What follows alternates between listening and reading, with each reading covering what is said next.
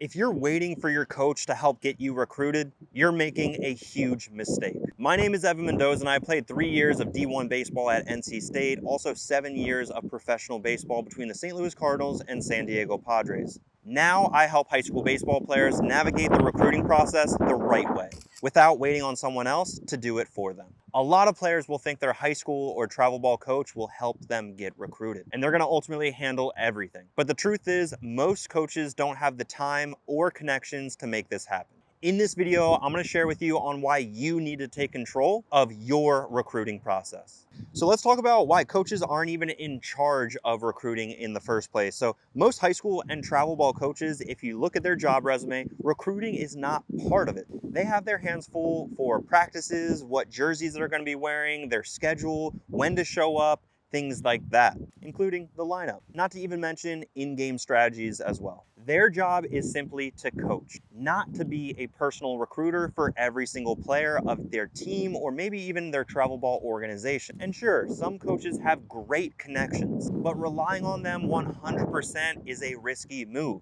See, they probably promised something similar to you and every single one of the families inside your travel ball team or organization, or maybe even your high school program. But the matter of fact is, your coach is one individual and his bandwidth is going to be stretched very, very thin if he delivers on that for each and every one of his players. And sure, your high school and travel ball coaches will 100% answer the phone when a college coach calls.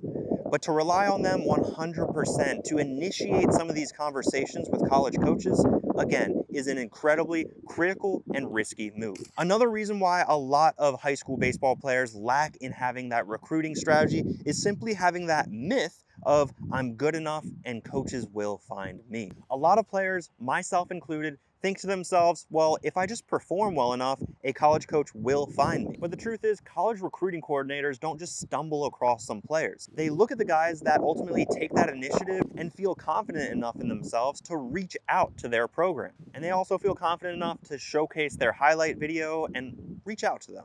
And again, this is another very, very risky strategy. Yes, if you are good enough, they will find you. But the matter of fact is only 7% of all high school baseball players play in college. So we really want to maximize that ability to play in college with every possible outreach strategy out there, whether that's through DMs, emails, any way possible to communicate with these college coaches is a must. And if you don't know what to say when you're reaching out to these college coaches, I got you. Go ahead down below in the description to book a call with me. From there, I'll be able to assess where you're at, where you're trying to go, and if I can even help you guys out. On that call, we'll also discuss what the triple play is and how we can implement it into your current strategy. So if you're interested in working one-on-one with myself, go down below in the description to book a call. So yeah, some of those strategies that I just mentioned are incredibly risky. Let's talk about what you should be doing instead. If you really want to get recruited, that means you should really be proactive in your approach.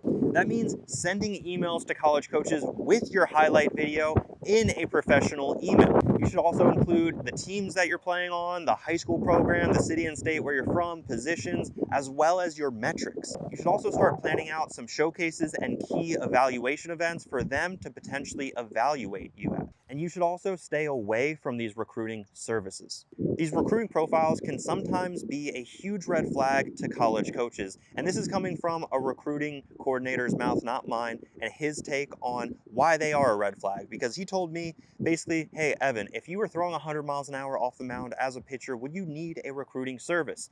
And my simple answer was no. Obviously, these college coaches would be approaching me, no problem, right? Well, he told me basically the first time that he receives any type of communication from a player, he instantly thinks to himself, what is wrong with that player? And ideally, that's not what we want to happen. We want to present ourselves with a great first impression rather than putting these college coaches in a negative way of thinking. And that was his explanation on why college recruiting services were a little bit of a red flag in his eyes. At the end of the day, you cannot afford to sit down and relax, hoping your coaches do all the work for you. If you want to play college baseball, you have to be the one responsible in taking action. And if you're a parent watching this video, your son has to be the one really required to take action. So finally, be proactive, be consistent, and put yourself out there in front of the right schools. Check out the next video on your screen for more recruiting tips right now.